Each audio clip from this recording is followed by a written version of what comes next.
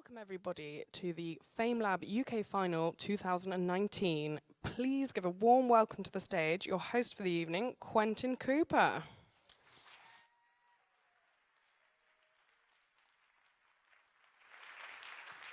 Hello, hello, hello, hello, hello, hello. Hello. Lovely to see you, and in fact all of you, and everybody watching online out on the FameLab website. It is a great pleasure to be here. It is good to be back. So this, as you probably know, I hope you know, is the FameLab UK Final 2019. I'm Quentin Cooper, your genial host, tweeting us at Qwerty, Qwerty. More importantly, if you want to tweet about this event, it's at FameLab or hashtag FameLab.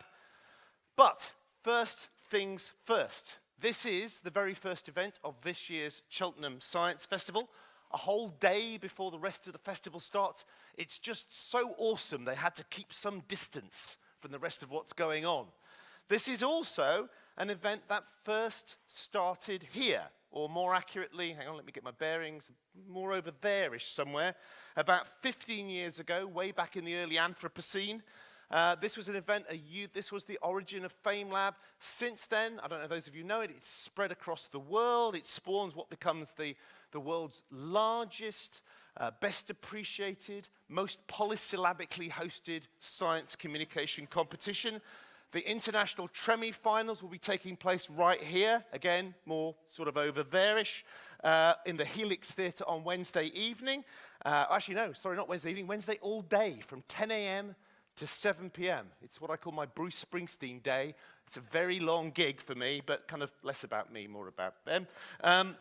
Tickets are free, and then the grand final, that will be more that direction at the new Town Hall main stage. Tickets aren't free, but they're selling out there fast. Highly recommended. Also, me hosting. Other hosts are available. Now, while FameLab has been busy going global, however, the original FameLab UK has been cast out in the wilderness, with a final held in some place called, let me check my notes, London. And for the last couple of years, it's hard to imagine, but they've not even had it hosted by me. I know. And you thought Brexit and Trump entrance was as crazy as it got. But now, the natural order has been re-established, balance has been restored, yin and yang, mind and spirit, cheese and onion are all in harmony. The FameLab UK Final is back where it belongs at the Cheltenham Science Festival. Woo!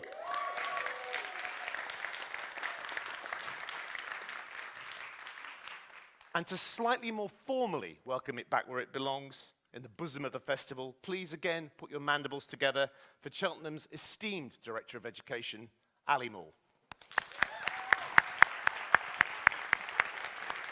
Hello, good evening, and welcome to Cheltenham Science Festival on behalf of Cheltenham Festivals.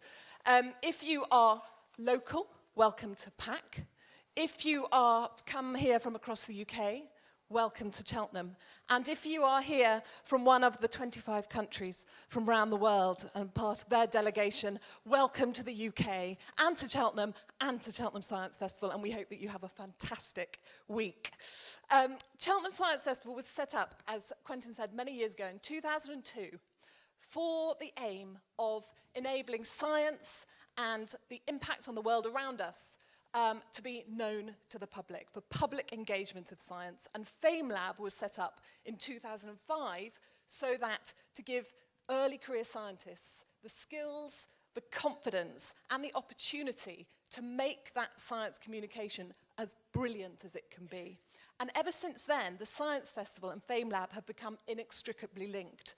So much so that this year we've got 15 FameLab UK alumni speaking at the Science Festival.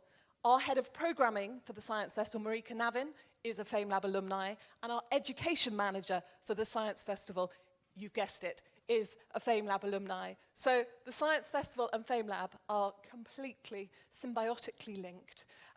This week is all about partnership. From tomorrow onwards for FameLab, we're really focusing on our partnership with the British Council, who co-produce FameLab throughout the world.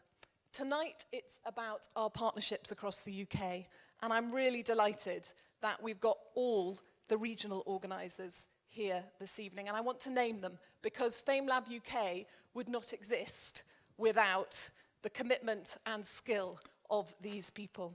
So Nate Adam from Sheffield University, Phil Bell-Young from Hull University, Rowena Fletcher-Wood and Louisa Petorsky from Science Oxford, Joseph Whitehouse from the Science Museum in London, Fiona Murray from Edinburgh University, Lucinda Spokes from Cambridge University, and Sharon Bishop from Swansea University. And it is due to them and their commitment, passion and skill that they've run the heats regionally, of which the finalists are here in front of us, and we're looking forward to hearing from you. The other person I just want to give credit to is, within the Cheltenham Festivals team, is Farah Bakawala, who is the person who puts and keeps FameLab UK on the road. So while I hand back over to the genius that is Quentin, could you show your appreciation for these people? Many thanks. Thank you, Ali.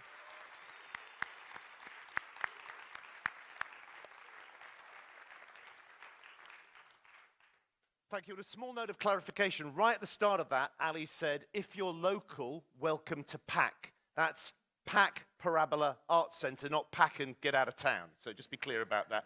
All right, so having put things into its right historical context, on with the competition, we should probably start by asking, is anybody here brand new to the whole FameLab thing and therefore probably not very interested in all this historical thing? Stick your hand up. Okay, right. Welcome. You're particularly welcome. So, just so you know, it seems to be just you. No, it's not just you. I'm sure there's a few other hands as well. The basic thing is, I'm going to just look at you for a second here, okay, because we're focused. We give you special attention, right? 8 finalists, they've got 3 minutes to enthuse us, not confuse us, possibly amuse us about a bit of science. So it's wow, how, and pow in whatever ratio works best, okay? Now, if they go over 3 minutes, they hear this. Should we do that again? That was, if they go over 3 minutes, they hear this. Yes, that's a much more definitive squeaker sound.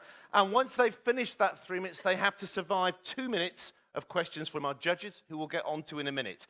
That is it. If you want to go into the small print, they have to be scientists in the broad spectrum sense of the word, but they don't necessarily have to talk about their own research. They can have props, but only if they lug them on stage themselves, and they can't use slides or PowerPoint or armaments unless they're talking specifically about ballistics.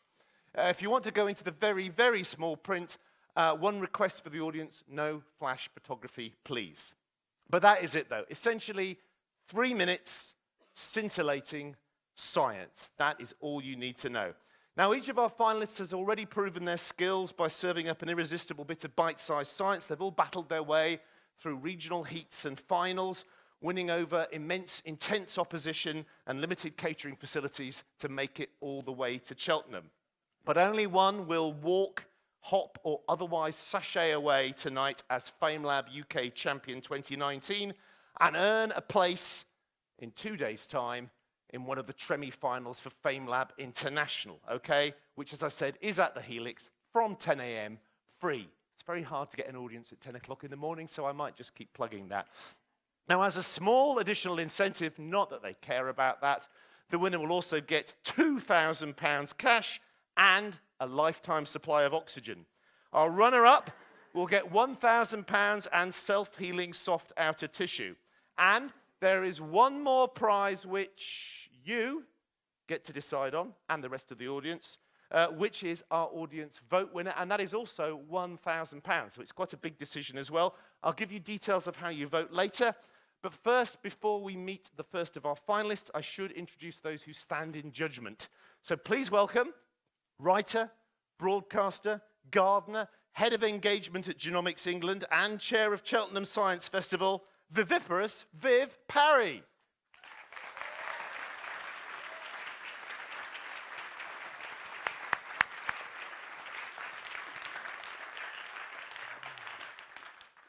Also a broadcaster, but in a more clambery way. He's always popping out of sewers or skyscrapers or spaceships.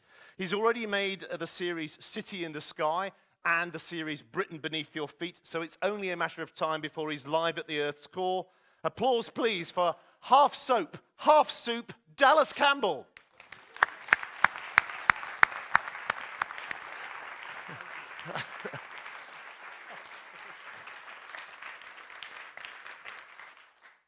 I have to ask, has half soap, half soup been done before? I've heard them all, but not that one. I am Quentin. so happy. I'm so Half happy. soap, half soup. Dallas, you see, soap, one of mine. Fine. Okay, and data scientist, mathematician, science communicator, FameLab 2014 runner-up, and man who makes your takeaway take less time. He's working on AI algorithms for Deliveroo, Johnny Brooks Bartlett.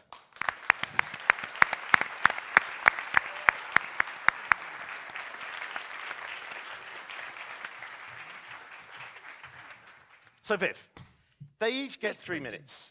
They can make points powerfully, but they can't use PowerPoint. Yep. They've all come this far. So what's going to distinguish between somebody who's made it to the final and somebody who's going to make it to be our big winner? Well, content, clarity, charisma. It's got to be extra special tonight. We want to have charisma that goes sizzling right to the back of the room.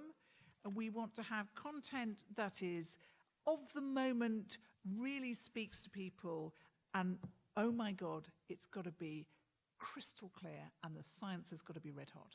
And almost as succinct as that introduction to the rules was. Dallas, I'm sure, Yeah. I'm sure you've heard the word charisma before, but can you... No, never. Can you attempt to define, because it's the most enigmatic of qualities? Yeah, well, it's that sort of... The old theatre director, Ken Campbell, who you know of, who I used to work with, he always described it as quotient X. He used to Quotient talk- X. Quotient X, that sort of I mean, it's always good we to call do it Ken sort of- Campbell impressions. Exactly. I know. That sort of X factor, you can't really describe it, but you know it when you see it. X Factor, let me write that down. I think Yeah, that's it's got a good- potential. Yeah, that's that fine. would be a good title for a show. With some there's ever- judges, no, let's Yeah. just go for okay. And I just want to say, you are also, quick chance to plug some of the many Apollo 50th anniversary events you're doing here at this Science Festival, which I'm very jealous of you doing. We've got a lot of Mm. Apollo's a big theme. So I'm going to be talking to Helen Sharman. We've got Rick Armstrong, Neil Armstrong's son, is going to be here, and we're going to be talking to him. So yeah, lots of space Apollo-y 50th anniversary type stuff. And I have to say, Let's see your moon dust. I'm going to bring my space suit. I've got a beautiful Apollo spacesuit that was made by the guy who did the suits for First Man. So I'm going to bring my Neil Armstrong spacesuit here. isn't it great? If you said this in any other context, you'd be arrested for I know. really being deranged. I But know. he really does have his own space I do, suit. yeah, and some moon dust. I might. And I bring have to say, I don't know what the etiquette is of plugging another science festival at Cheltenham, but Yeah. I'm very jealous because you're also going to be at the Blue Dot Festival Yes. at Jodrell Bank, and you're going to be interviewing somebody who I've tried to get to Cheltenham for years, who was my childhood hero, which is James The Burke. great James Burke. Of course, anyone who's around during the Apollo era and watched Which TV, most watched people the in this BBC. audience probably weren't. No, no. James Burke, the legend that is James Burke, I will be talking to at Blue Dot, yes. Brilliant. Who was Okay. my hero. My the hero. reason I got into Yeah, this is because I of feel like James you looked Burke. at me when you talk about Apollo era. I have No, Yeah. once we went to the moon a long time Yes. ago. Yes. Yes. There may be people out there who disagree, but we really Oh, did. by the way, I'm also doing a thing on conspiracy theories tomorrow. So if you don't believe we went to the moon, tomorrow evening, come along to that. Or is it about conspiracy theories? But now, There may be lizards there. now, Johnny, everybody's won through, as we say, they've won through the heats, they've all got quality. What are you going to be looking for? What kind of questions are you going to be asking to make the difference between someone who's got this far and someone who's going to win? So I guess as we mentioned before, we're judging on content, charisma, and clarity. I But think in invented a terms new of word there, charisma. Charisma, Which is a it's sexually just- transmitted form of charisma. Yes, that's fine, yeah. but yeah, with the questions, I want to also find out that the speakers know what they're talking about as well. So I want to be able to like pinpoint some of the little bits that they've mentioned but haven't actually gone into depth with, and perhaps try and ask in there to make sure they fully understand. And as someone who's gone through the whole FameLab cycle, how can we be sure you're not going to be looking at these people as potential rivals to you on the science communication circuit, thinking, they're really good, I'm going to give them a really bad mark here? They're all rivals. You know, I know what it's like. It's nerve-wracking, and you know, I want to make it as easy as possible for them as well. So yeah, you know, don't worry, it's fine. You're going to be the good. Entertain. You're going to be the good cop when you come to Good the cop. judges. Okay, it is not going to be easy choosing one winner and one runner-up quickly. Repeat after me, quickly. So can we please give our judges some preemptive encouragement with a burst of applause for our win son, Applause. Luke Applause. Sutton, Now you're free making son. it worse. Who is going to be the Simon Cowell?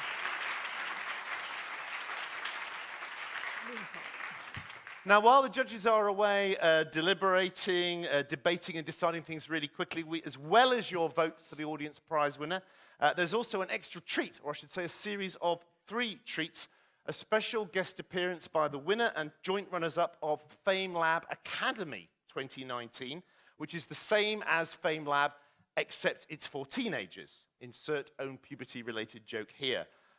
These are amazing performers and proven winners and runners-up, which currently puts them ahead of the 8 finalists you're going to see, and I guarantee you are in for a treat when we get to that, but I also guarantee you're going to get in for a treat from our 8 FameLabbers.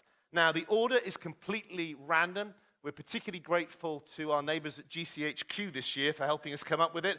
I'm sworn to secrecy about exactly how they did it, but it involves their new supercomputer Pensive, names on a bit of paper, and some unspecified type of hat. Now, and by that method, first up is Dominic Henry. Dominic is a lecturer in behavioral ecology at Hull University, as well as director of their zoology program, and get this, last year's Royal Society of Biology Teacher of the Year. Now, he says he loves telling people about bugs, bats, birds, and other wonders of the natural world, and his favorite part, he says, is the look on a person's face when they discover something spectacular. So if the first couple of rows can just lean in a bit, then he can be able to see you properly, and that will give him the requisite feedback. So that should help him, because it's always tough going first. So please, welcome to the stage our first FameLab Finalist 2019, Dominic Henry.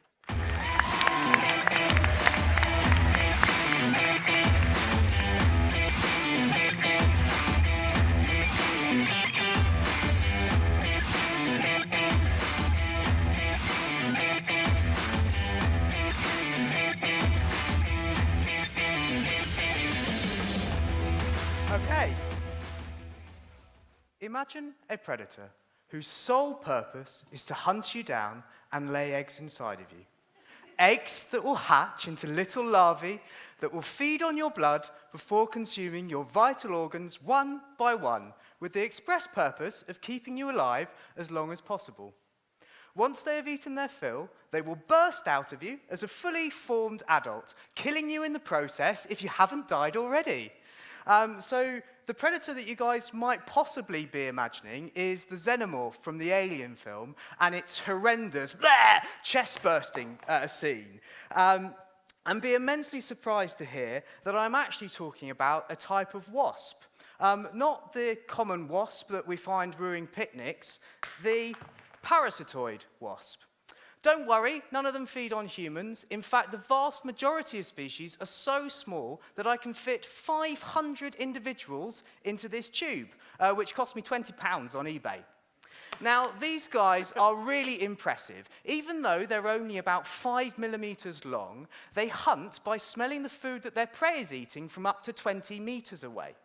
That may not sound cool, but by scale, it's the equivalent of me being able to identify which restaurant you're eating in at a distance of 6.5 kilometers, and know what you're having for dinner.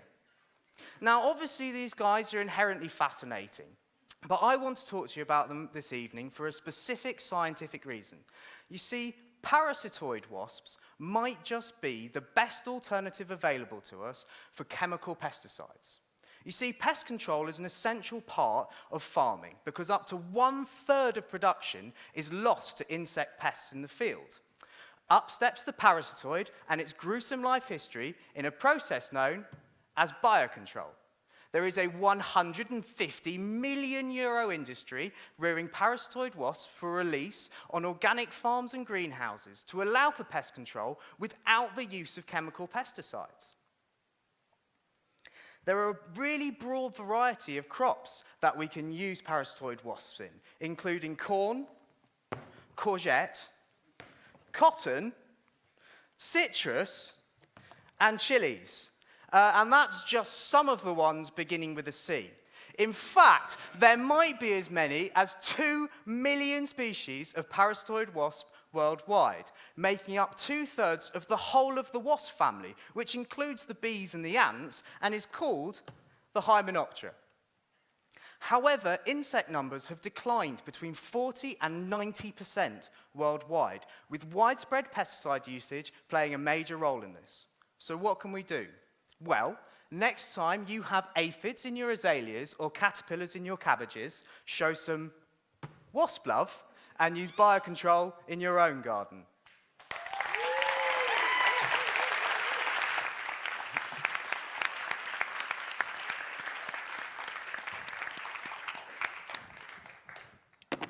There you go. So, Dominic, parasitic wasps. I actually am a zoologist. Oh, and no. parasitic wasps, one of my things. Love a wasp. Tommy, that 40 to 90% figure. Yes. Where did you get that one? There's been an awful lot of controversy about that there one. has been a huge amount of controversy about where those figures came from. So the 40 to 90% one is based on that German study, which is quite limited in and of itself, but it is one of the best quantitative studies that we do have. And irrespective of that number, which I use to sort of try and quantify it, we are living in the 6th mass extinction. And that is absolutely undeniable. And that is primarily and massively impacting insects across the world. So who is looking now for the parasitoid wasps that can be useful to particular crop species? Because you've already got courgettes nailed, corn nailed. So there's a couple of different ways in which we use parasitoid wasps, because they're not actually just useful in agricultural systems. We can also use them to control invasive species. So Trump? Yeah, if only. If the xenomorph were a bit bigger. Large then- wasp. So we can use them to control invasive species as well. And the thing that's really, really helpful about them is that they are very small in terms of the number of host species that they will actually attack. So we can release a wasp with pretty good idea that it's only going to control the thing that we're interested in and not spread out into the rest of the ecosystem. Great. Exocet wasps. I love them. Thank you very much. Thank you. Dominic Henry! Oh.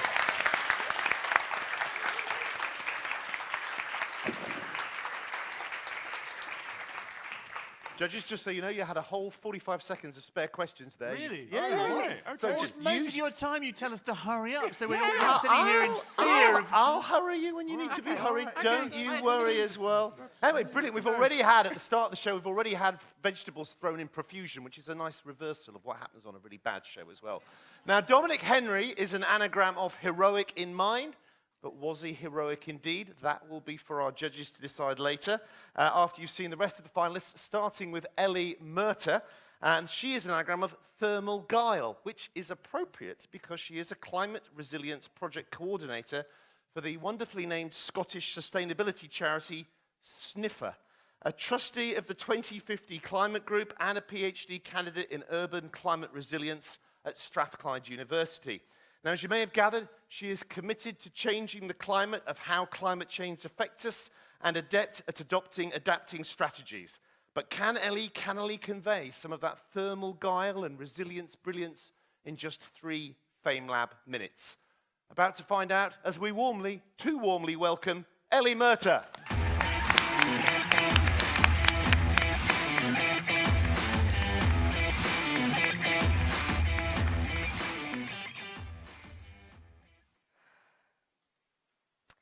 Suppose you're a doctor.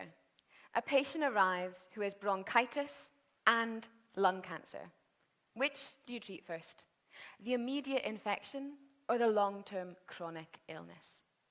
That is the question that climate change scientists and policymakers must face. Because our climate is being affected by greenhouse gases which damage and injure our people and our planet over different timescales. Now, climate change is often associated with carbon dioxide, or CO2, and rightly so, because when CO2 is pumped into the atmosphere, it lingers there for centuries, building up and gradually warming our planet. This is our lung cancer, caused not by a lifetime of smoking a pack a day, but by guzzling of fossil fuels. And these carbon dioxide emissions have contributed to roughly half of the world's current warming. The other half, however, come from lesser known but highly potent, short-lived climate pollutants, or super polluters. And these are gases with a relatively short lifetime in our atmosphere, from a few days to a few decades, that cause current near-term warming. These are the immediate consequences of our lifestyle choices. Our smokers' susceptibility to bronchitis. Now, one of these super polluters is called methane. Methane, whilst far less prevalent in our atmosphere than carbon dioxide, packs a much bigger punch. In fact, in the short term, it contributes to 86 times more warming than the equivalent amount of CO2. And methane levels in our atmosphere are more than double what they were in pre-industrial times. So where is it coming from? Well, methane is produced when organic matter breaks down with little or no oxygen around, and can come from a number of sources. It seeps out of waterlogged wetlands, peat bogs, and rice paddies. It belches from our cows, and it oozes from organic human matter. In fact, in landfills and wastewater treatment centres, microbes chew through the detritus we humans leave behind, emitting tons of methane annually, one of the main sources of which is food waste. So evidently, there are things we as individuals can do to help. We can minimize what we send to landfill. We can reduce our food waste, and we can eat less meat. Because while CO2 lingers, the brief lifetime of short-lived climate pollutants, like methane, mean that their concentrations can be reduced quickly with visible effects on global temperatures. Because climate change is a conflict between our short-term wants and our long-term welfare. And we inhaled those hydrocarbons knowing fine well that we would pay the price, and now our world's lungs are wheezing, and it's finally time to kick the habit. But if we are to go from triage to treatment, we must tackle both short-lived and long-lived climate pollutants. And we all have a role to play to make the planet breathe easy again.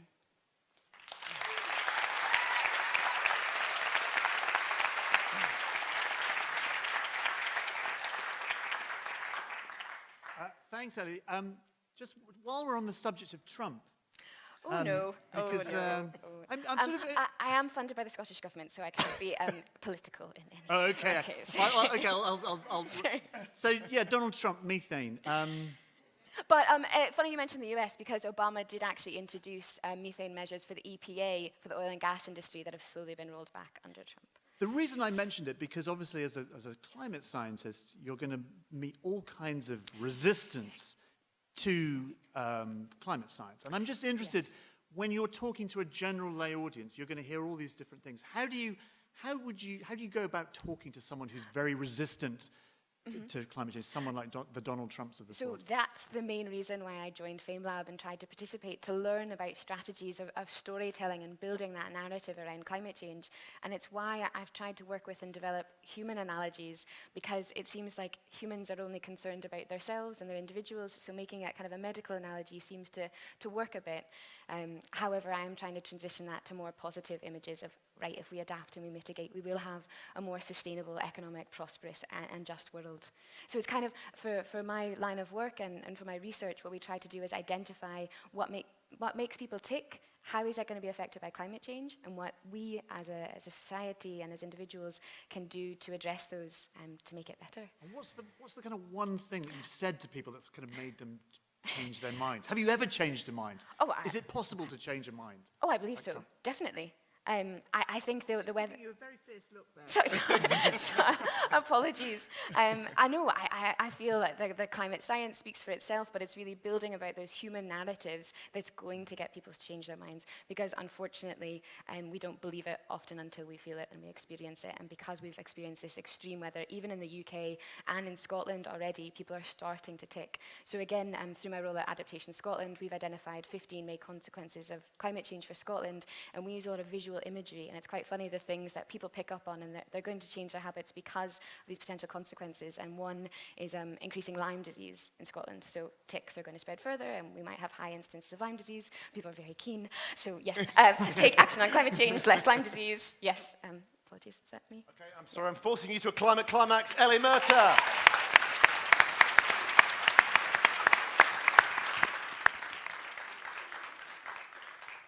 Also an anagram of laughter mile, but I think thermal guile seemed more appropriate. Now next we have Emma Weinell. That's Weinell spelt Y-H-N-E-L-L, which according to the 1891 census was a name found exclusively in Monmouthshire. And this Emma is not so far away at Cardiff University, where she's a Health and Care Research Wales Fellow working in the Neuroscience and Mental Health Research Institute. Now, Emma decided on a career in medical research, she says, because at school she vividly remembers hearing about genetics and thinking it was really cool that we are all composed of tiny molecules that not only make us who we are, but are also involved in health and disease. And she says it's also because, as a triplet, she's actually one of three, I've been told, she was involved in clinical drug trials. Now, these days, Emma's interested particularly in the ethical, moral, and social implications of health research, and she's doing a PhD in behavioral neuroscience and Huntington's disease, not looking within at brainwaves, but looking without at the impact that the condition has on families and the surrounding community. She's a triplet, and she's third tonight, so a triple ripple of applause, please, for Emma Weinol.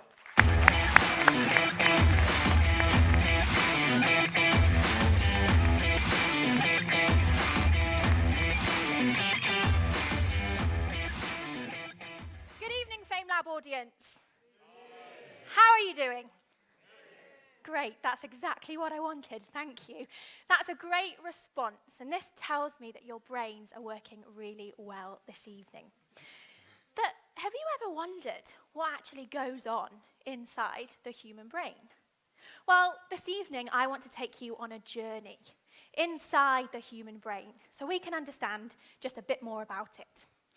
Now, to allow me to do this, I'd like to introduce you to Nellie. Nellie's a neuron, or a brain cell. But I have to confess, Nellie, she's been magnified just a little bit.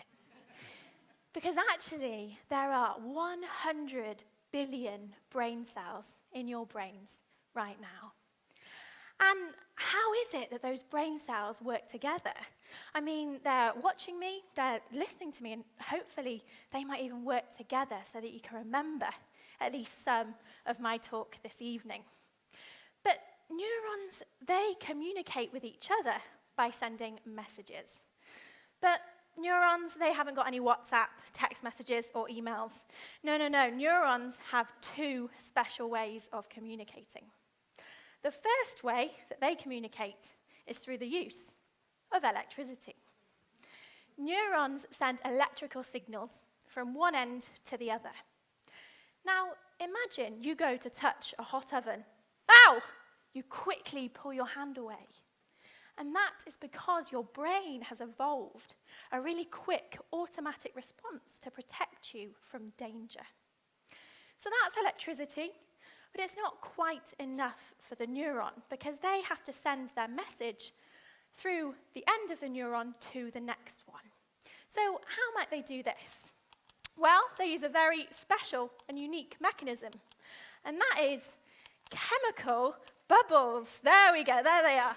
There are those chemical bubbles. They use their chemical bubbles to talk to the neuron next to them. But I work on brain diseases. I'm a brain scientist. And in some brain diseases, Alzheimer's disease, Parkinson's disease, and Huntington's disease, the neurons are unable to produce their chemical bubbles. This means that they can no longer produce their electrical signal, and sadly, they die. So, as a brain scientist, I'm looking to see what we can do to fix that. I'm working with patients and families to try and make things better.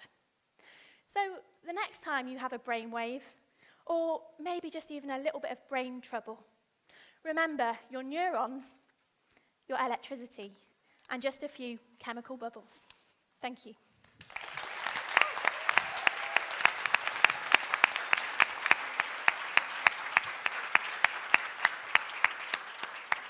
Thank you for that. It's great to see a neuron close up. You know, this is what's in my brain, all of those. I wanted to ask, you've said that there's two ways, mainly, the chemical and electrical signals. If something goes wrong with either one, are the symptoms of that the same?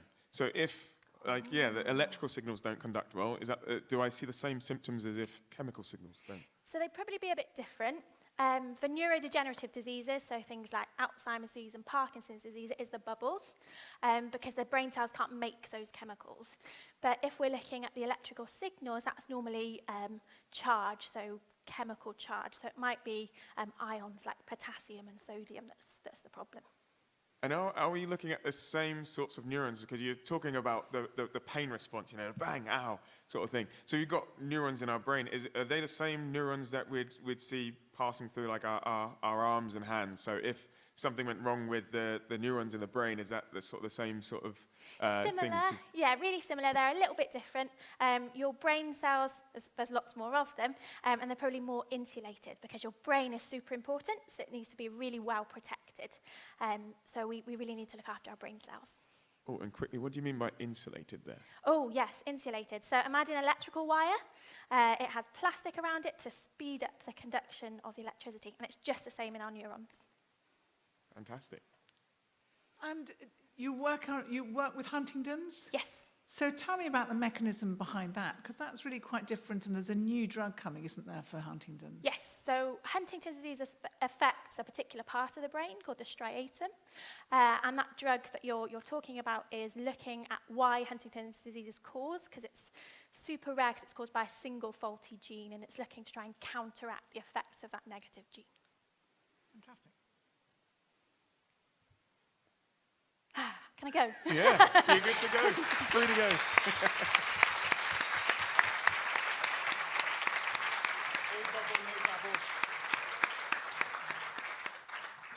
That was Emma Weinel, anagram of My Name Hell. For those new to FameLab, you don't need to have an interesting anagram to take part in FameLab, but it doesn't harm. By way of example, fourthly, we have Simon Santamaria, Simon, which rearranges to I am a arsonist man, and Simon is a PhD student in fire science. He is an arsonist man. Well, sort of. He burns stuff for a living in a controlled way in a lab to prevent other stuff being burned, not in a lab and not in a controlled way. Inspired by fire and gaining cognition about ignition. After getting a Bachelor of Science in Mechanical Engineering and an MSc, he's doing or just completed or doing? Doing, thank you. A PhD in Fire Safety Engineering at Edinburgh University, so that is literally third-degree burns. By day, he works in a flame lab, but tonight he's in FameLab. Get ready for some inflammatory remarks from Simon Santamaria.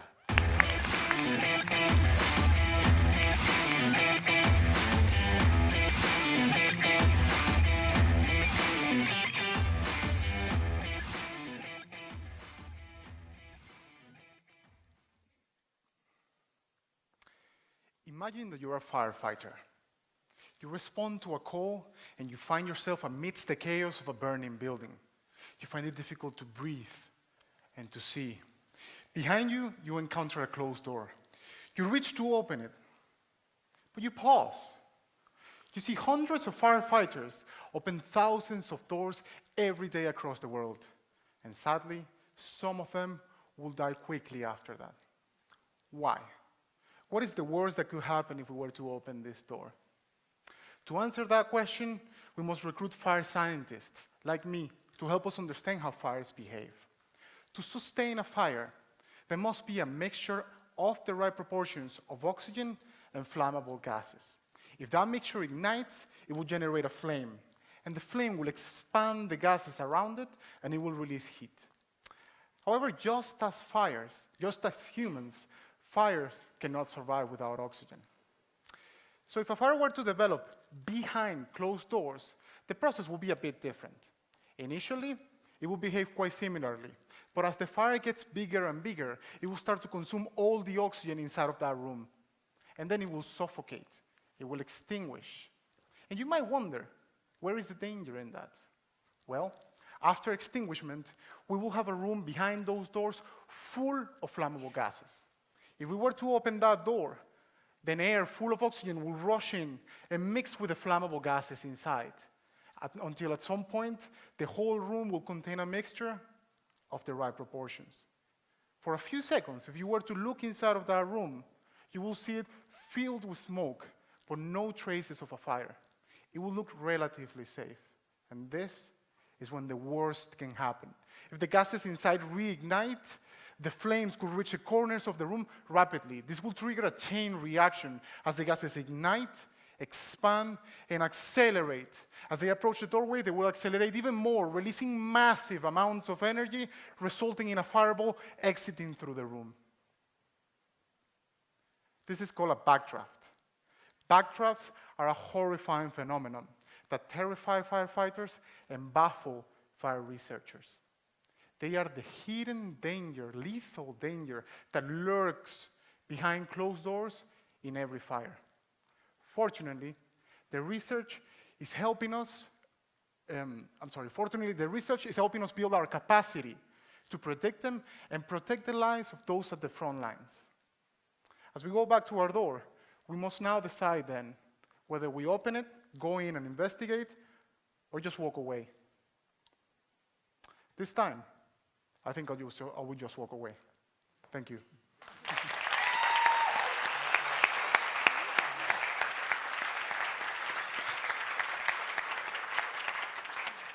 So Backdraft, one of my favourite films. But I want to know, what's the answer? You didn't yet take us on to what is the answer to Backdraft. You might walk away in this situation, firemen, might think that there was somebody in that room still alive. So how are you taking on that research to help people deal with backdrafts in real life situations? Well, that is a very good question. No? And I have to say, even though I admire completely the work that firefighters do, I'm not a firefighter. No?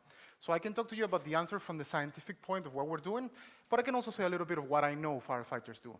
The reason backdrafts happen is because you have that concentration of flammable gases in a room that is very hot as well. And there are many key factors playing a role in there. But certainly, if we were to lower the temperature of that room, or if we were to find a way to vent out the flammable gases without introducing new oxygen, so that there wouldn't be a flammable mixture, then that would be a way of being able to make the room a bit safer, not to be able to access the room. So you're saying that if you pump, say, oxygen underneath the door? So that would be dangerous, exactly. Because the moment, yes. So one thing that firefighters do, is play with what we call the ventilation conditions inside of the room, which is another way of saying, for example, sometimes you see a fire and you see the firefighters don't really go in immediately, but they open a hole in the roof, for example. And what they're doing is that they're waiting for all those flammable gases that have accumulated inside of the compartment to escape. Now, the thing is that there are many factors that play a role in that, like the geometry or the materials that we have, because something that I didn't address in the talk is where those flammable gases are coming from. And they're coming from all the solid materials that we have in the room that are actually gasifying and forming these flammable gases. So then what we're trying to identify in the research, and by me, I mean, of course, the research community in general, is what are those key factors, whether it's the energy of the source of ignition, whether that source of ignition is close to the door or to the back door, whether if we open different ventilation conditions and the air is actually flowing through instead of just mixing in, that would make a difference. No? But what we do know is that certainly venting those gases out and decreasing the temperature of the compartment will help in preventing backdrafts. And can I just ask, is some of your research actually being used now by firefighters across the world? My personal research, no, because I participated in projects where we're looking in small scale at the concentration of the gases, trying to predict the backdraft from the point of view of the gases that are being generated. However, research that has been done at the University of Edinburgh and that I've been a part of has also already looked into lowering the temperature of the gases. And there's somebody else who did a PhD looking into opening the door quite quickly and maybe seeing whether or not when the firefighters use their hose, not with the intention of actually extinguishing the fire, but with the intention of lowering the temperature of the smoke layer, whether that will have an effect. Can we first of all please thank Simon before he leaves the stage? Thank you. But before you go, I have a burning question of my own to ask, and it sort of relates. Viv asked about films, and I've got one about films. Now, you're from Venezuela, is that right? I am, yes. And you've come to central Scotland to study, to Edinburgh. Yes. Are you aware of a film that is about teenagers in central Scotland that involves Venezuela? Has anybody told you about Gregory's Girl? No, actually. In Gregory's Girl, if anybody remembers that film, the two teenagers try and hitchhike to Caracas because they believe it's got the highest ratio of women to men in the world. So if you need to see Gregory's Girl, if you're in central Scotland and you're from Venezuela, make that a tip for tonight. So one more time, please, for the scorching, searing, smouldering Simon Santamaria. And at that point, for some reason, I feel I should point out the fire exits are there and there. Now, we're halfway through our 8-some reel now, and FameLab 5 is Data himself, anagram, Sam Hatfield, a PhD student in atmospheric physics in Oxford. Now, Sam is interested in data assimilation and uses supercomputers to improve weather prediction. Now, when not doing that, he's working on his chef skills, he's a keen cook, and or playing piano, and or studying Japanese. And he still found the time to enter FameLab so he could practice communicating his research to the general public. He's got 3 minutes to do that now, so please welcome, or if you prefer in Japanese, dozo, Sam Hatfield.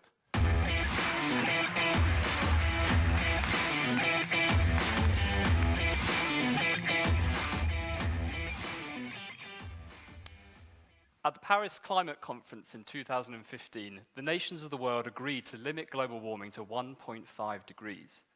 This is a good target. It's a level of warming that humans could adapt to relatively easily. But how feasible is it? Well, the level of global warming is determined primarily by how much carbon dioxide, or CO2, we emit. If we want a limit on global warming, then it follows that there is a finite amount of carbon dioxide that we are allowed to emit. We call this the 1.5 degrees carbon budget. Now, there's nothing to stop us from going over that limit. After all, there's plenty of coal in the ground left to burn. But doing so would put us at significant risk of higher global temperatures. So what is our budget? How much carbon dioxide have we emitted, and how much more are we allowed to emit? We don't know the numbers for certain, but the best estimates for the total budget are around 2,800 gigatons of CO2. Now, that's a pretty hard number to get your head around, so let me demonstrate it with these Duplo blocks. Each one of these blocks represents 150 gigatons of CO2, so we have 2,800 in total. Now, that is an astronomical number, but of course, we've been burning fossil fuels for 200 years now, so we've actually already spent most of our budget. If we want to know how much we have left, we simply subtract everything we've spent thus far. So in the 19th century, we emitted just half a block of CO2 emissions. This is when America and Europe began their industrialization. In the 20th century, we emitted a whopping 9.5 blocks of CO2 as that industrialization accelerated and spread around the globe. And in the 21st century, we're only 20 years in and we've already emitted 5 blocks worth of CO2, leaving us with only 3 blocks. This is everything that we are allowed to emit if we want to stay under 1.5 degrees of warming. And at the current rate of emissions, we would have spent the entire budget within 15 years. Now, I haven't told the entire story. Actually, we are allowed to go over budget, as long as we promise to pay it back later by sucking carbon dioxide out of the air and storing it. This is what we call negative emissions, and it's a little bit like paying back an overdraft with your bank account. The problem is, it is an extremely expensive process. Removing just 1 block's worth of CO2 from the atmosphere is estimated to cost around £12 trillion. And you thought NatWest's overdraft fees were bad. By now, you can probably guess what my opinion is on the feasibility of the 1.5 degree target. There's no denying the cold logic of numbers. Do I think we should aim for it anyway? Absolutely. As they say in climate science, the best time to reduce emissions is 20 years ago. The second best time is now. Thank you.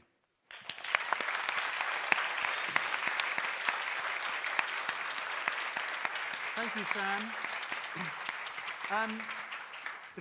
It sounds very bleak, 1.5 and your blocks. You mentioned CCS as a kind of way of sort of mitigating that. That's carbon capture and storage. Carbon capture and storage.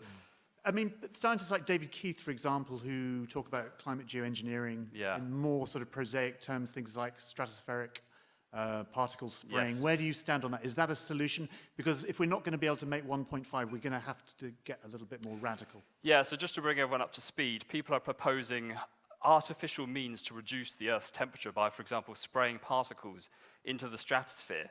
Of course, this comes with serious geopolitical considerations because the effects would not be globally felt, would not be average across the entire globe, but would affect some countries more than others. In my opinion, it should be on the table. And that requires much more research funding into geoengineering, because currently it's kind of a fringe subject. People kind of laugh at it. But in my opinion, it should be part of a comprehensive plan to tackle climate change along with adaptation and mitigation of carbon dioxide emissions. Yeah, is the science of like things like carbon capture, is that actually science that we can use today, right now? Or is this something where... Not at industrial scale. No, the largest plants, one way of capturing carbon is, for example, to grow crops, then burn those crops to produce energy and store the emissions underground. But there's only one plant in the entire world that does it. I think it's in Arkansas somewhere. Arkansas, sorry. But apart from that, there's no real industrial scale CO2 capturing technology available at the moment. It's very embryonic at this stage. Right, so when we talk about, when we talk about the 3 blocks we have left and what we can do about it, actually, is it more a case of we want to stop using those 3 blocks because we're not quite sure of all the things that we can do to sort of pay off the overdraft? Exactly. So I should say that the IPCC, the international government organization that sets out all these plans, they have various different roadmaps to 1.5 degrees. And as far as I'm aware, I think almost all of them assume a significant amount of negative emissions after the year 2050. That technology does not exist at scale yet. Okay, have to stop his emissions there, please. A climactic cyclone of applause, please, for Sam Hatfield.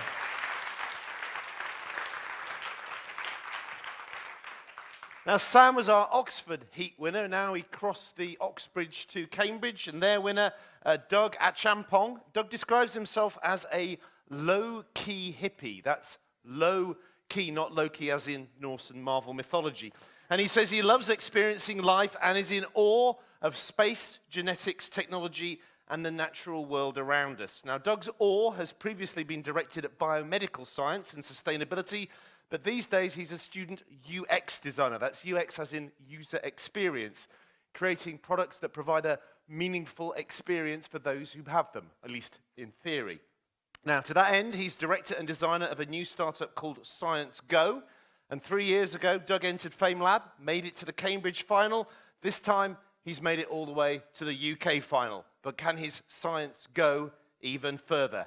And as a low-key hippie, does he even care? Sustained applause, please, for the awesome Doug at Champong.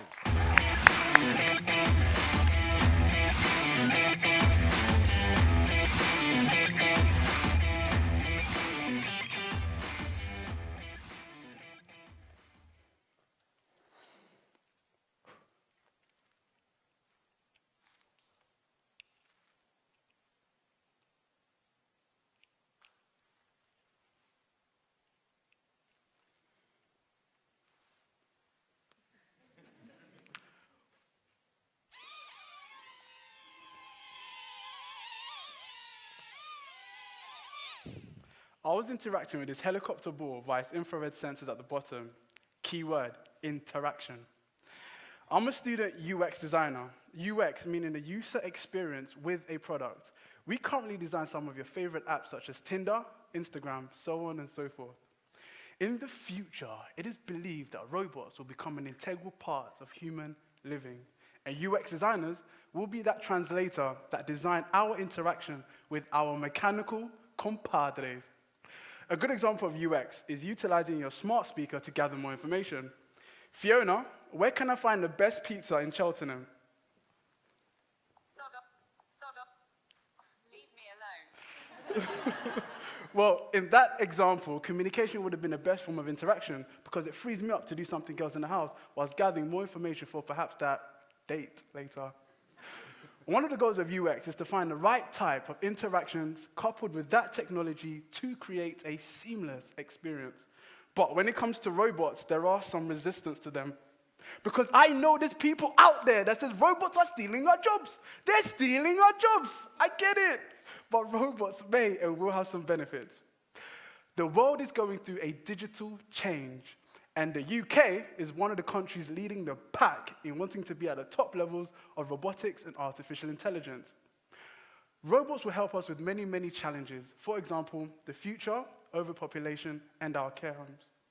The world is growing by 82 million people per year. This puts strain on all parts of society. Right now, in care homes, there's a shortage of carers, finding it difficult to do the manual labor whilst caring for the residents. Imagine if robots can help alleviate some of the manual labor so the carers can care for the residents, play chess with them, play checkers with them, see how their mental health is going so that they can intervene instantaneously. However, here comes the morality and ethics for us designers. We know that human-human interaction is a fundamental part of our existence. So we need to understand where in this interaction the human-human aspect is fundamental so that we can utilize the robots to become seamlessly part of that interaction, but to not take over the human-human aspect of it. Seamless isn't everything. I'll leave with a quote from Kierkegaard.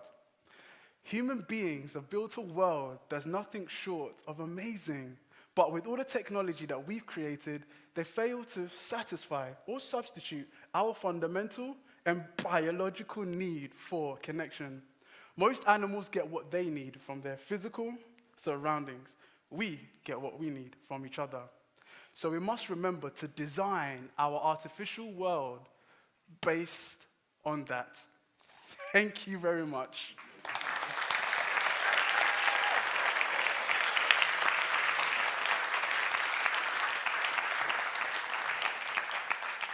Thank you. I was hoping you'd put Deliver in that list of apps, you know, like user experience. Just plug in there.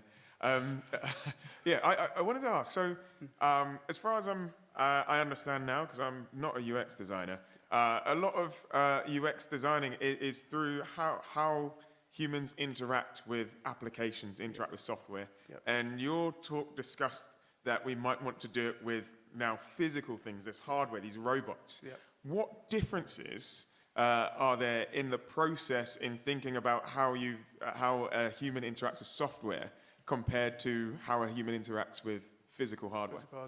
So this is basically comes to there's a new notion, well, it's not new, it's called biomimicry. So we're basically understanding that robots, basically the Internet of Things, each robot will have different capabilities. So we basically, the way we interact with different animals is different. Some animals have certain type of intelligence.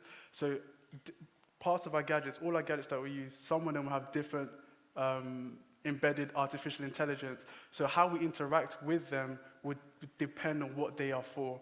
But with the Internet of Things, that's basically how we would interact with them based on what they are for. And is that something you're working on now? At the moment, I'm a student UX, so I'm studying it, but I'm very, very interested in UX, especially when it comes to the Internet of Things, because I do believe one of the biggest challenges in UX is the technology already exists. But it's how we interact with the technology to solve a challenge. Yeah. So how do you view the applications that are used in dementia care homes? For instance, robot seals, or a great one I saw, a robot sloth. A robot sloth that you put round your neck and it cuddles you. I want. Nice. I'll send you one. So the robot sloth, but those things give a kind of care that we might be concerned about. It's not from a human, and actually, yet those people with dementia find it enormously comforting and helpful. Is that the kind of thing you want to do? To some degree, because in that instant... A very slow cuddle. Yes, very slow cuddle. They've got weights in their paws. The thing about that is, like I said, we need to understand normal human-human interaction. So we need to know where we can utilize the robots to become part of that interaction, but to not take over the human-human aspect of it. So there's certain human connections that we cannot use a robot to separate. It just doesn't happen. But yeah, as a UX designer, we need to understand that and design our technologies around that. Okay, a bit more human-human interaction with Doug at Champong.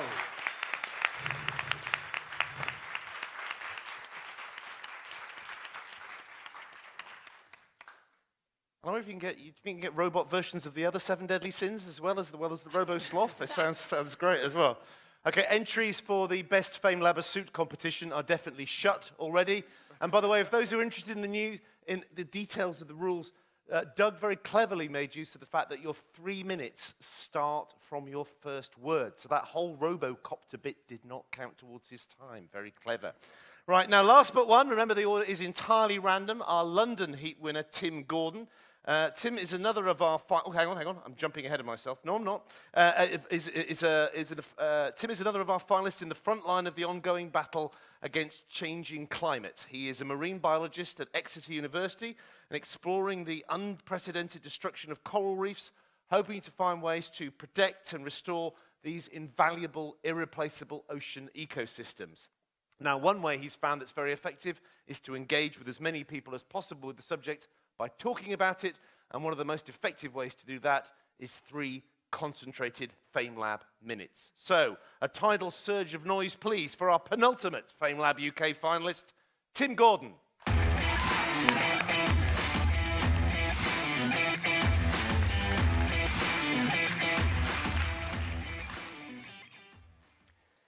Take yourself out of this fancy auditorium and plunge into the Pacific Ocean. You are a baby coral reef fish. Life started when you hatched out of an egg on a coral reef, and as you were taking your first few gulps of water, the ocean currents were carrying you far away into the deep blue sea. You grew up there for a couple of weeks, and now you're big and strong, and at the size of a mighty tic-tac, you're ready to come back to a coral reef and take on the world. But how are you going to do that? This isn't Finding Nemo. The friendly sea turtles aren't going to point you in the right direction. This is the real world, and you are a very small fish in a very big sea. You can't see a reef. You're too far away. You can't smell a reef. The current's going in the wrong direction. But you can hear a reef. They're really noisy places. Shrimp click their claws, turtles crunch, fish whoop and grunt and chatter and pop. Julie Andrews should have had a snorkel, because the reefs are alive with the sound of music. Sound travels a long way underwater, and so you can hear your way home. Or can you? I'm a marine biologist, and I use underwater microphones to study the sound of Australia's Great Barrier Reef. The most recent recordings I've taken are the saddest things I've ever heard. In the last 5 years, climate change has demolished my reefs. Cyclones have smashed them to pieces. Marine heat waves have cooked the corals. The animals of that underwater orchestra are dead, and their once joyful chorus is a quarter of its previous volume. The symphony of the sea is being silenced. You can't hear your way home anymore. You're lost in the blue. That's depressing, but I don't study coral reefs so I can tell you depressing stories. I do it because I care, and because the more we understand, the better we can protect these places. For instance, if we now know they're too quiet, can we use loudspeakers to call the fish back instead? To test that idea, I did an experiment where I set up lots of artificial coral reefs all around a bay, and on some of them I played the sound of a normal degraded reef, but on others I played the sound of a healthy reef. And when I played healthy reef sound, I got 40% more fish coming back, with a 25% increase in diversity. That could make a difference. Those fish, through their grazing, could clear away seaweed, allow space for new corals to grow, speed up natural recovery processes, and start to restore the rhythm of the reef. So yes, coral reefs are in crisis, but with new research come new solutions. As we look to the future, let's learn to listen.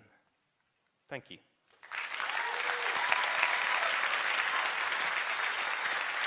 Thank you.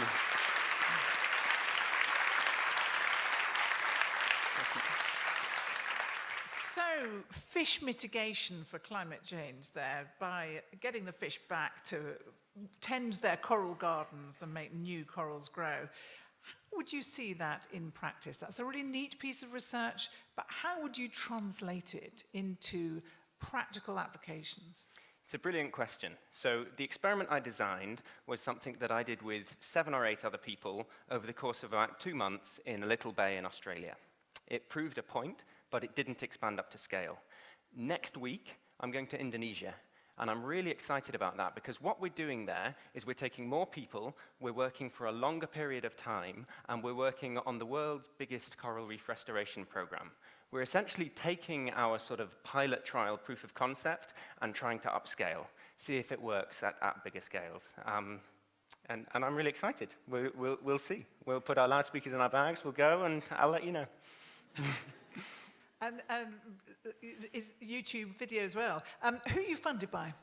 I'm funded by a mix of people, and I think that's quite important. So I'm funded by the government in the UK, so that's the Natural Environment Research Council. I'm funded by the government in Australia, that's the Australian Institute of Marine Science. And I'm funded by private philanthropists. So the guy who makes Mars bars, he funds this research. Oh, give it up for Mars bars. Yeah, so buy a Mars bar, save a fish. It's often said that coral, like you say, is under threat. Coral is kind of like the canary in the coal mine when it comes to climate change, I think.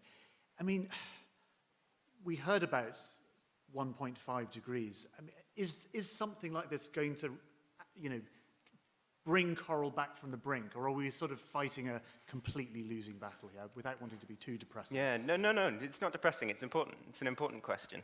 And for me, this is about nuance. Right?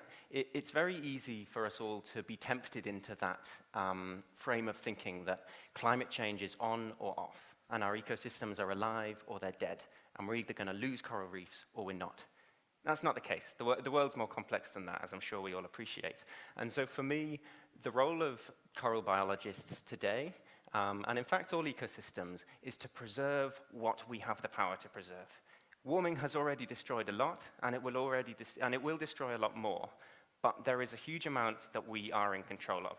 And if we can protect that in our generation, and then at the same time, ours and future generations can reduce warming, then we will leave a stock that can repopulate the world. And that will be something very worth doing. Okay, off to Indonesia via Mars, Tim Gordon.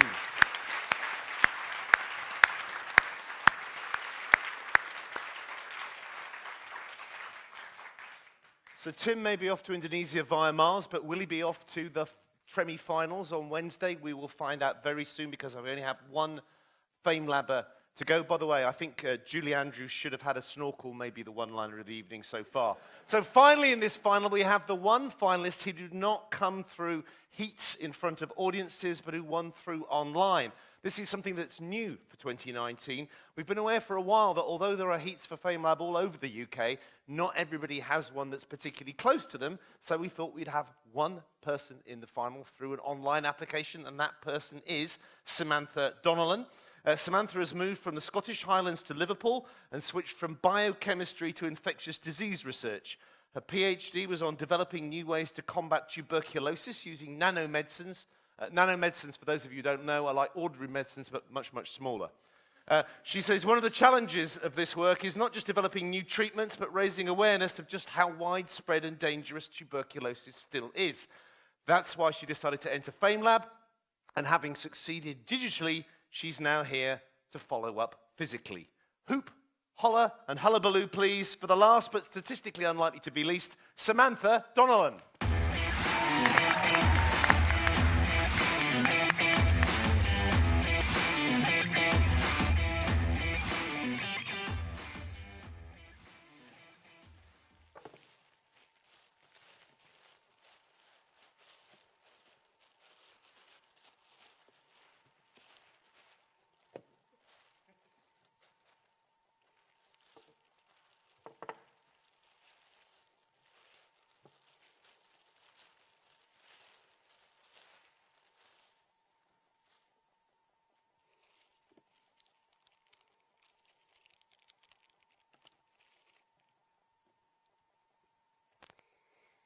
I kill 4,000 people every single day.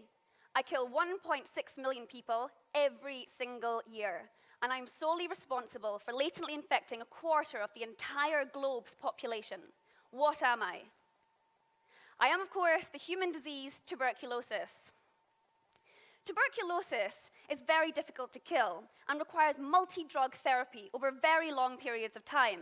And I'm not talking about the fun kind of drugs either. I'm talking about the ones that make you incredibly unwell.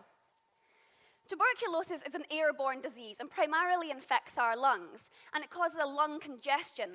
The bacteria itself is a long, rod-shaped bacteria, which is very resilient against many chemicals, compounds, and drugs. Basically, tuberculosis is very, very difficult to kill. During an infection, tuberculosis enters into our airways and into our lungs and is met by our body's first line of defense: alveolar macrophages. Macrophages are large, specialized cells that go around our body gobbling up bacteria. They do this to prevent you from getting diseases and infections and becoming unwell. During an infection, tuberculosis is gobbled up by our macrophage like any other bacteria. But what scientists have found is that tuberculosis is found inside our macrophage cells many days, weeks, months, years, or even decades, still alive, which can go on to form disease. So basically, our cells are unable to kill tuberculosis inside them. It's evaded the hostile environment. So scientists have been looking at ways to kill tuberculosis in its natural environment, inside our macrophage cells. Here I have rifampicin. This is our #1 antibiotic for killing tuberculosis, and it's very good at doing so. However, when we treat an infected macrophage, as you can see, a lot of the drug does not actually get into our cells and reach our bacteria. Therefore, we have developed solid drug nanoparticles. These are lumps of rifampicin. So these are exactly the same. However, what we have found is that when we present these drugs to our macrophage cells, the macrophage actually gobble them up in the exact same way that they do with the bacteria. So what we have is drug and bug together inside our own immune cells. So we have direct drug targeting, which is really exciting.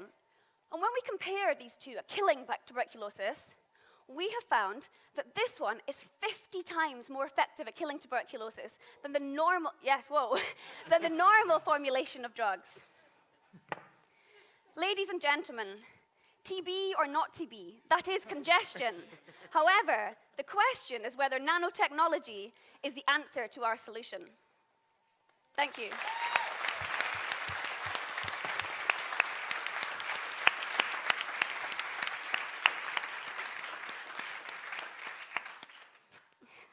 Sorry for the mess. It's the first wet run. So, nanotechnology, it sounds expensive. We know that TB affects the world's poorest people. Can nanotechnology be made cheap enough to deliver to the world's poor? Well, essentially, it could actually be a cheaper alternative because majority of new drugs that go through the system go through cell line testing, animal testing, primate testing, and then into clinical trials. Whereas the compounds we're working with are already FDA approved, which means they don't need to go through all the vigorous testing on animals and humans. So we could actually bypass potentially a decade worth of research and jump straight into using nanotechnology. And the drugs that we developed as part of my PhD are already for HIV gone into human clinical trials. And so far I know they've got pretty promising results. So it's pretty good. And where are we with sort of controlling this disease? Do you think this is the kind of absolute future? We'll be able to sort of eradicate it. It'll no longer be a problem. No. What are the kind of potentials of this, I suppose? We need something, basically, we need something. Tuberculosis, particularly in the UK and Western Europe, is kind of forgotten about. It's seen as a primitive disease, something that affects sub-Saharan Africa, parts of India and Bangladesh, so it's widely forgotten. But it's a terrible disease, and it's actually it's so global. We had the first ever big-scale meeting in America last year. The United Nations met global leaders, and it's the first time in the history of tuberculosis people came together to discuss what are we going to do about it. So in terms of my research, it's quite exciting. So we might finally get some funding, people interested in the disease, but it could actually benefit some of the people in the poorest parts of the world where it is so prevalent. That's awesome. So can I also ask, it sounds like a very difficult thing to do because you've got to design something that gets recognized by a macrophage, and that has to then engulf it. But once it's in, it's then going to know that I need to release whatever the active, like protein or whatever it is that then attacks the pathogen. So how do you go about designing something like that? Well, there is no release. This is not a polymer or any drug carrier. This is simply a lump of drug. It's just formulated differently. If you could see it, it would look like a very fine grain of sand. So this isn't something carrying a drug to release it, which is a lot of nanomedicine is based around. This is purely a lump of solid drug. And when we first delivered it to macrophages, we didn't know what would happen. And we didn't know if it would be maybe toxic to the cell, if the cell would ignore it. So actually to be able to visualize it on a confocal microscope and see it being gobbled up by the macrophage, and there's a part of the cell called a phagolysosome, and that's where the macrophage tries to kill bacteria and pathogens.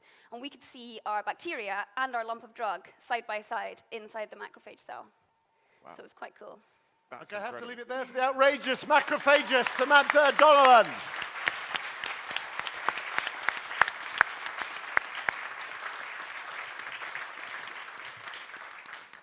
It's kind of okay to trash the stage when you're the last finalist, I guess, as well.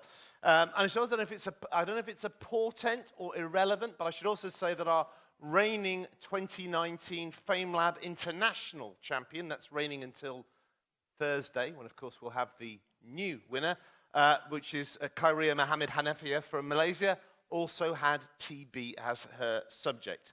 So that is your lot. From the millions who could have entered this year to the hundreds who actually did, we whittled and winnowed it down to just these 8. All, I'm sure you'll agree, weren't just great, they were FameLabulous. Can you give them a big round of applause, please?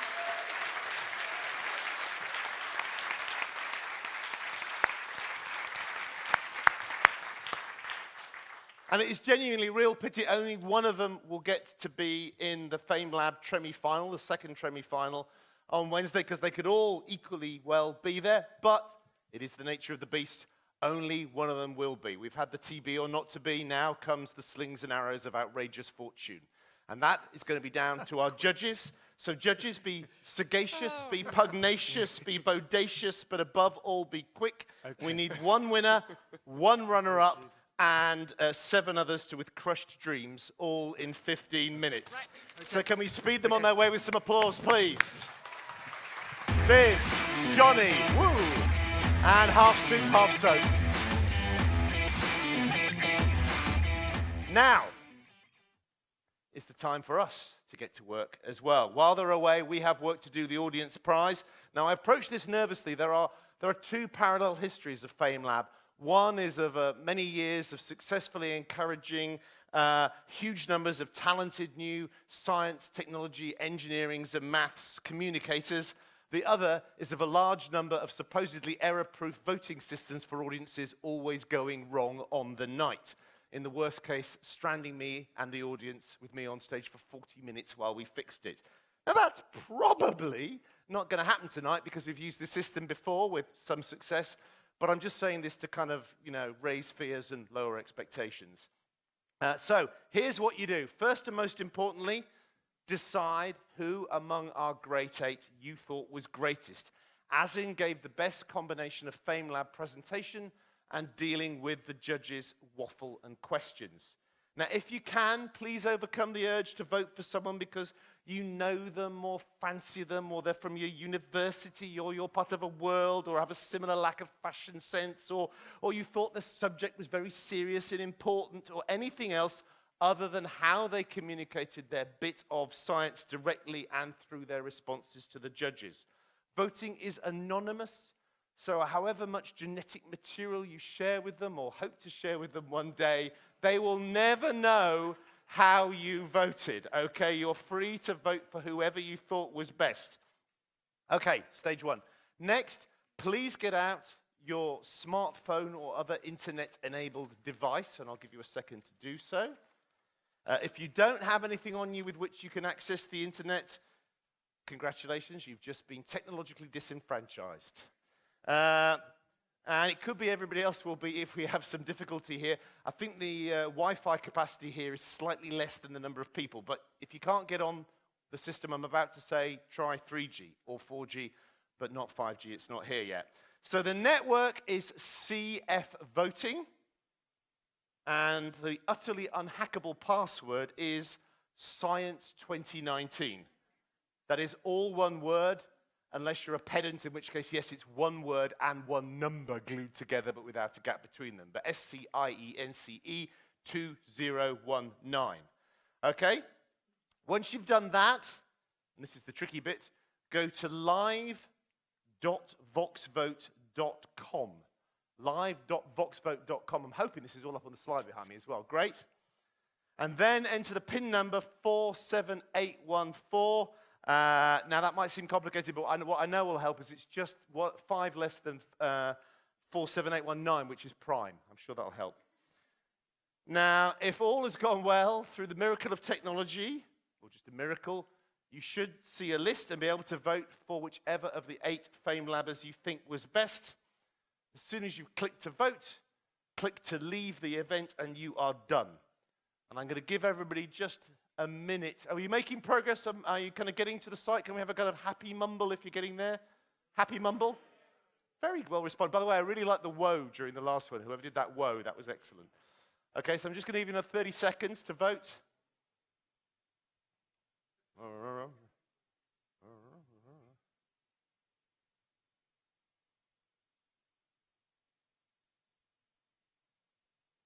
Remember, vote wisely, £1,000. And the only really democratic result of the evening hinges upon this vote. Okay, everybody who wished to vote, voted? Oh, okay, fine, it's fine, that's fine, it's fine. You know, just thought you might have homes to go to, that sort of thing, I don't know.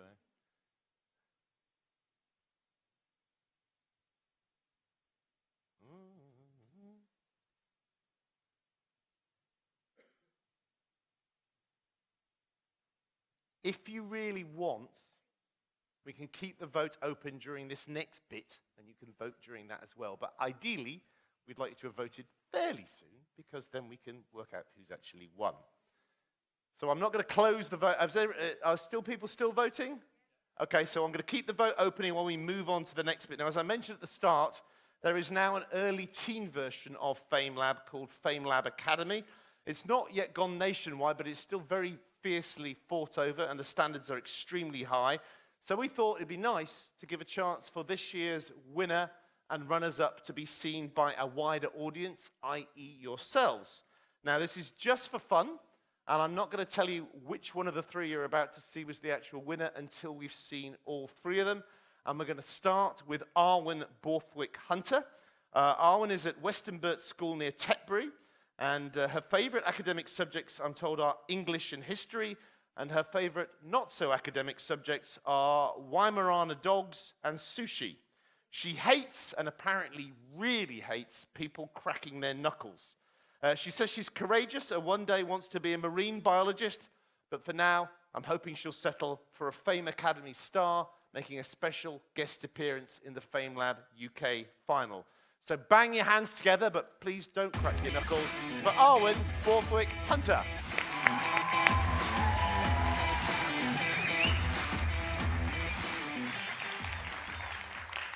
Now, I'd like you to raise your hand if you have a garden.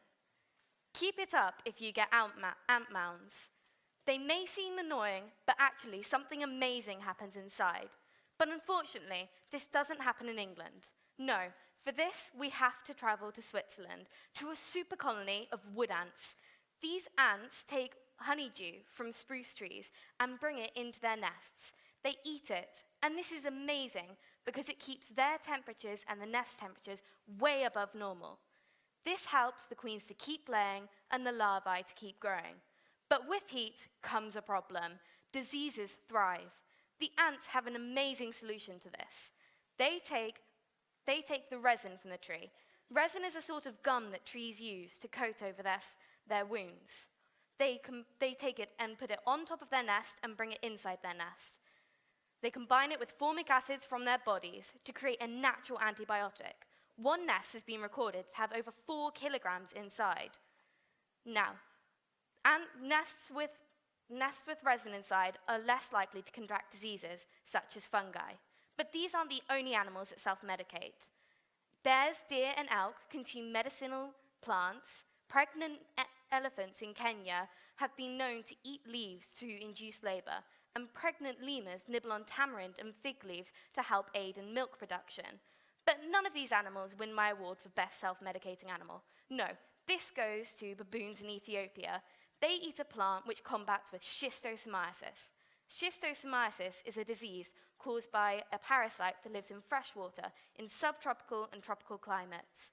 Now, it doesn't just win the award for eating a plant and getting on with its day. It wins it because it deals with it in a more effective way than we do ourselves. To cure schistosomiasis, we eat a wonder drug called praziquantel, which unfortunately only has a 65 to 90% chance of working and doesn't abort early infection. And it comes with a very bad price tag. It costs $385 for just 6 tablets, which is around £297 in the UK. So next time you're sat in the pharmacist, waiting for your headache tablets or your painkillers, just think of all the animals out there who are getting it for a better price.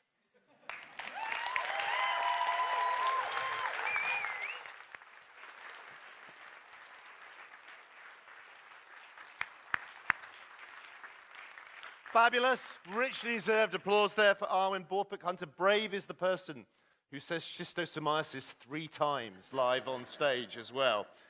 Next, we've Beth Brown from Chosen Hill School in the village of Churchdown. Beth claims she lives, breathes, and sleeps gymnastics. So I'm not quite sure what she does with science. Perspires it, absorbs it osmotically, I don't know. Beth loves friends and music, but dislikes yellow and rhubarb. Yellow rhubarb, don't even go there. Now, as you might guess, she'd like to be a professional gymnast. She says her greatest achievement to date, even better than FameLab, is nailing a particular move called a full twist, but she'd also consider being an artist or surgeon. So artistic, gymnastic, but also scientific. Please welcome Beth Brown.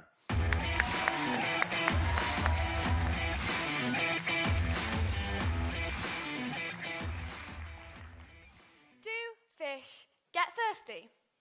Think about it. I'm probably right here when I say I'm pretty sure every single person in this room has had even just a little gulp of that disgusting stuff I like to call salt water. Am I right or am I right? So, if it's that disgusting, how come fish can swim around in it every day, let alone survive in it? I mean, they can't drink salt water, can they?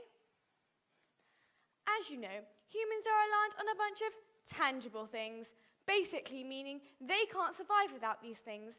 And no, I'm not talking about your daily dose of morning coffee. I'm talking about the big stuff, water, the key to survival and the most tasteless liquid on the planet.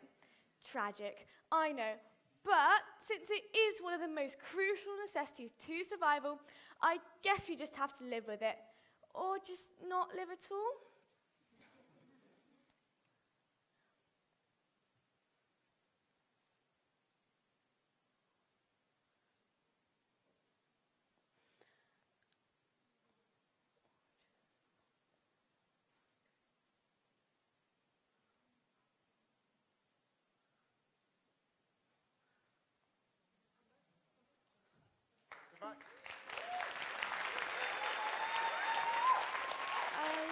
Oh, no worries, no worries, no worries.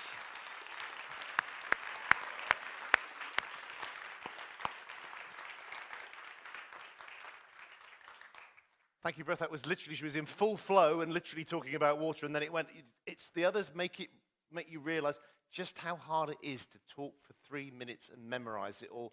I'm surprised that does not happen more often, but that was still brilliant. Now, final Fame Academy trio member is the funny, quirky and sarcastic, these are her own description, Maya Hall.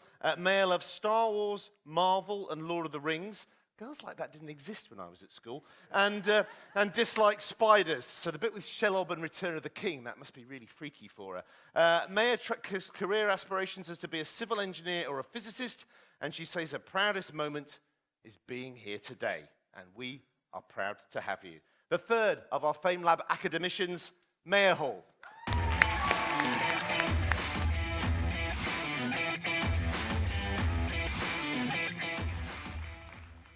Hello, everybody. To begin today, I'd like to ask you all a question. How did you get here today? Given the opportunity to answer, many of you would have said you walked, you took your car, or you came in a bus. None of you would have said you came in this, the Millennium Falcon, the perfect example of a vertical takeoff and landing engine. And this particular model, I don't suggest turning up to school in. But perhaps not something not from a galaxy so far, far away, something that could be home-based, charged renewably, and get you to school in less than 5 minutes. This idea sounds crazy, believe me, but is it one that's actually out there? And if so, what would we have to do to accomplish this? Now, the vertical takeoff and landing engine has been part of the Harrier family since 1967. And obviously, like most things, vast improvements have been made since then, including its efficiency and obviously its size. So could it be the future of our transport today? Well, to understand this question, we must first look at the workings and principles of a VTOL engine. Cars. Your average car has 4 wheels and is powered by the combustion of either petrol or diesel.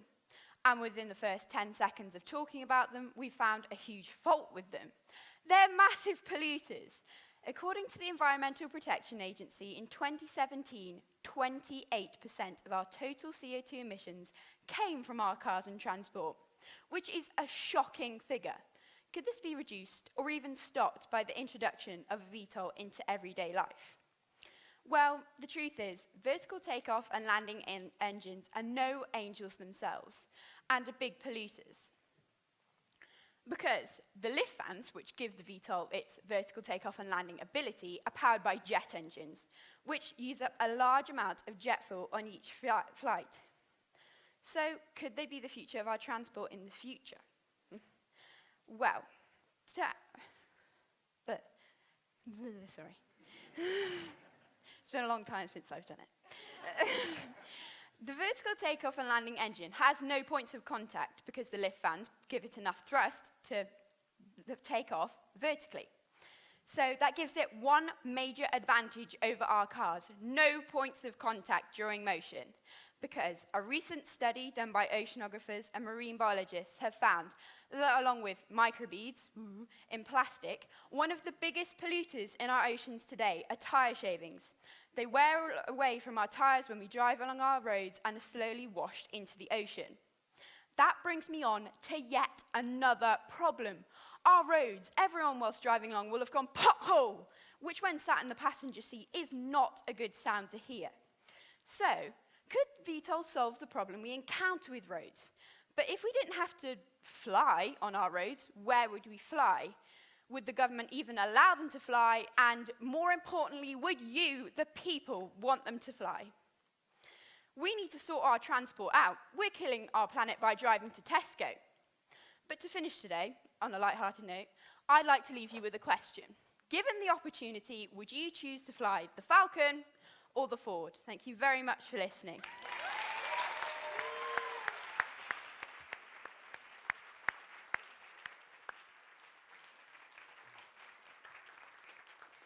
So that was post-millennial Millennium Falcon fan Mayor Hall. Now you might think that gives you a sense of what FameLab Academy is all about. But no, what's coming now is what FameLab Academy is all about, because Beth Brown didn't finish and Beth Brown wants to come back.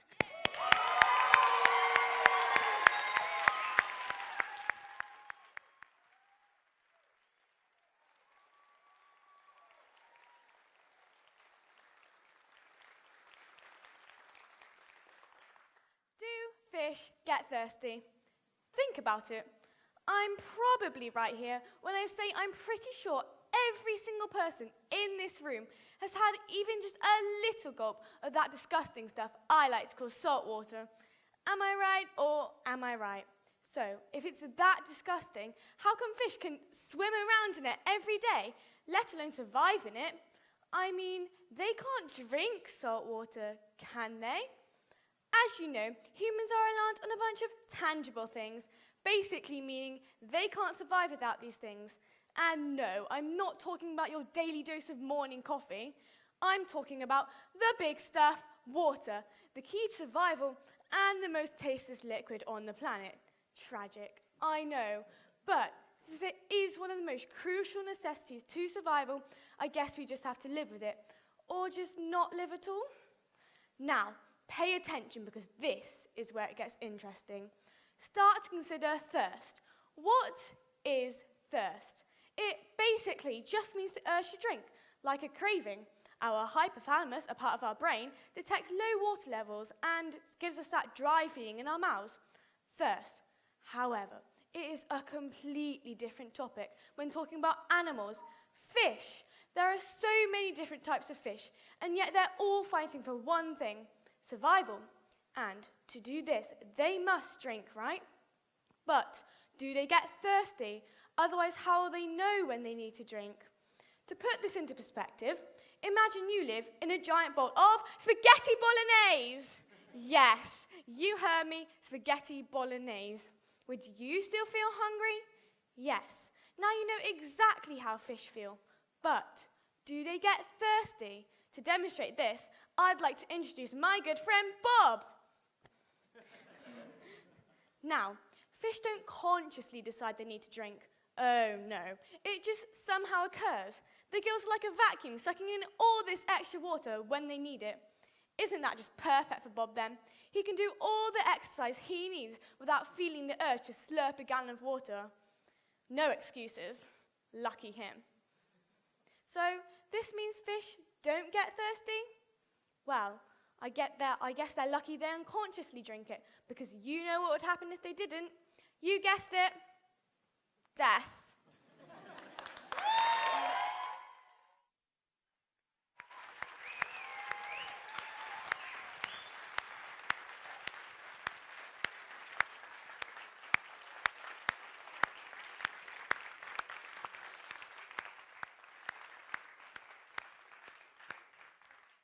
Fluid force of nature, Beth Brown. That was fantastic. And don't forget about what happened the first time. It's water under the bridge. Now, you can see why we did this after the FameLab UK audience vote, because some of you might have wanted to actually vote for one of them as well.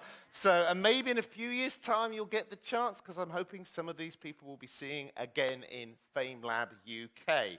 Now, so we can have another, I think they've earned one more round of applause for all three of them and for FameLab Academy.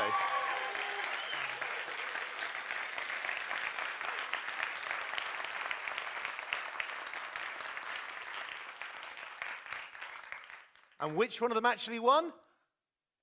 Grab me later if you want to know. More importantly, what we are going to find out now is who the FameLab UK 2019 champion is. First stage of that, can we get all our 8 finalists back up on the stage, please? With some applause. Come on up. Just sport yourselves about the stage. That's great. Bask in this last moment of unity before we split you up and turn you into one winner, one runner-up, and 7, how can I put this delicately, losers. Also, can we summon back our 3 judges, please? Dallas Campbell, Johnny Brooks Bartlett, and Viv Parry.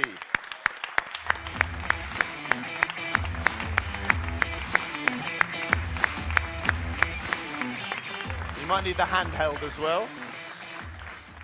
And finally, to do some presenting of prizes, can we get back on stage Ali Moore, who is still the festival's Director of Education, along with the Head of Programming at Cheltenham Science Festival, Marika Navin.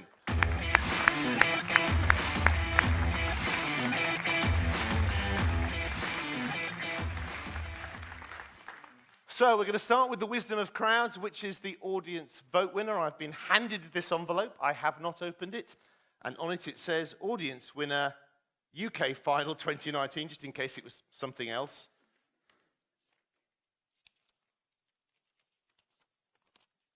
And the audience vote winner is, step forward, Tim Gordon.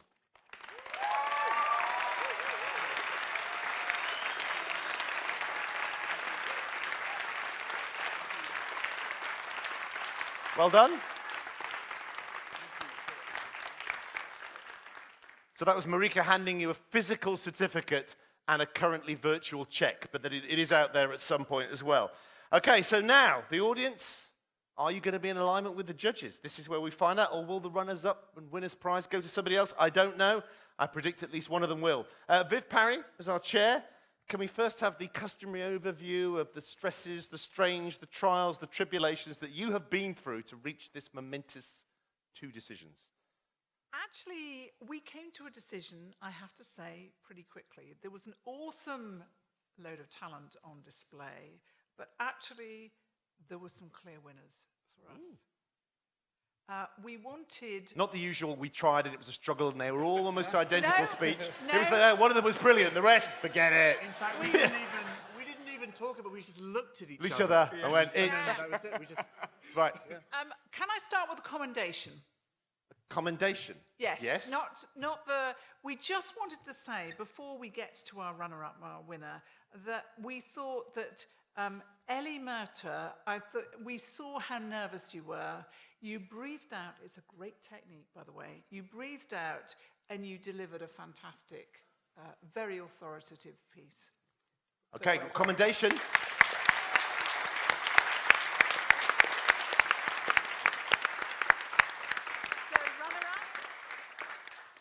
Okay. Which one do you want to do first? So I think the plan is, Johnny, you're going to reveal who gets the runners-up £1,000 prize. In Dallas, you're going to hand over the certificate. Is that correct? Yes, but no cash. Yeah, it's a virtual check. A virtual thing. Okay. A real certificate, but just virtual. We've got it the right way round. Okay. We're no fools. Right, fine. I know how FameLab works. Yeah, so this person we chose because, again, they came on with a lot of authority. In their talk, they guided the audience through questions, and it was just very clear. The prop they used was just very simple, but it conveyed exactly what we wanted to hear. So the runner-up of FameLab 2019 is Sam Hatfield. Woo!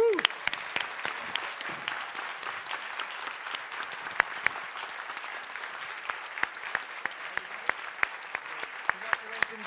Did you enjoy it? Yeah, it's fantastic.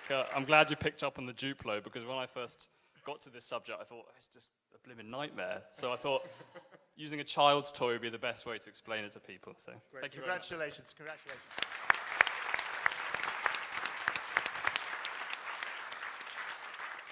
And you see there with the immediate confidence of a runner-up, he got the judge to come to him. He didn't come to the judge. That was clever. Now that just leaves the biggie, our FameLab UK 2019 champion, who gets to represent the entirety of all present here in this never less than United Kingdom in the Tremi Final 2 on Wednesday, and also as an incidental detail, gets a check for £2,000. Viv, if you can do the customary reveal why and then reveal who. Okay, so the reason that we chose this person, who I don't want to reveal it quite yet, but we thought that he was authentic, honest. We liked his delivery, and I've already blurted out one. He's a bit of a clue, yeah. We liked the delivery because it varied in tone. Absolutely passionate about his subject. So the winner of FameLab is fish whisperer and coral fanatic Tim Gordon.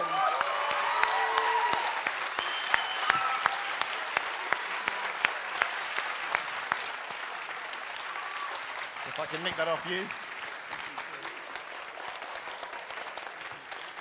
So you hold that.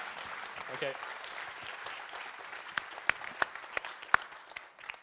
Basking shark moment here, you see. So now you get to go and represent us against 25 countries. You have kept Wednesday free. I have kept Wednesday free. Have you Going kept, through all the nerves again may be tricky. have you kept Thursday free for the international final as well?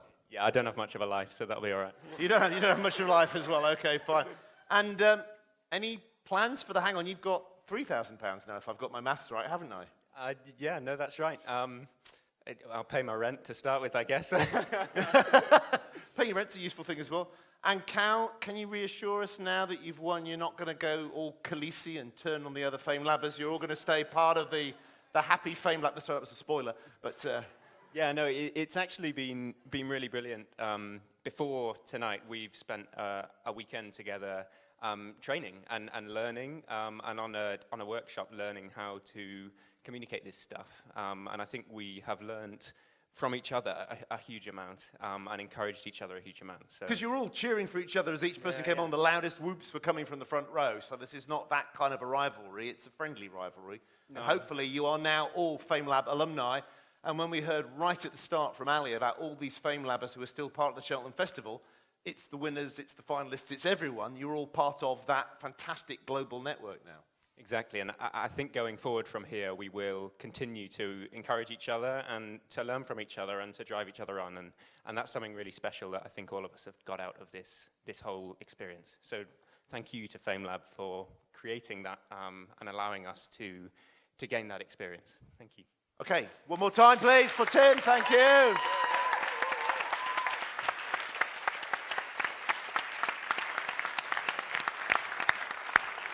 So that is it.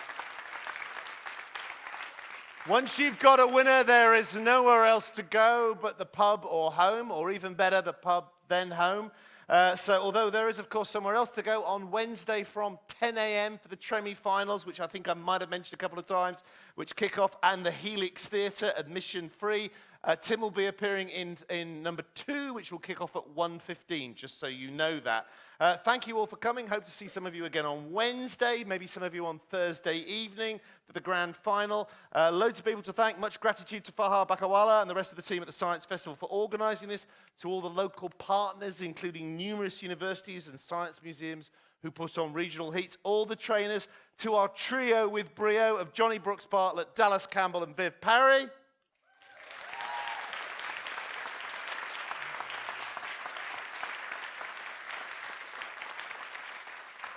To Rob and Rose and all the technical team, and of course to all 8 of our FameLabulous finalists. And congratulations one more time to our newly enthroned, no actual throne, 2019 FameLab champion, Tim Gordon.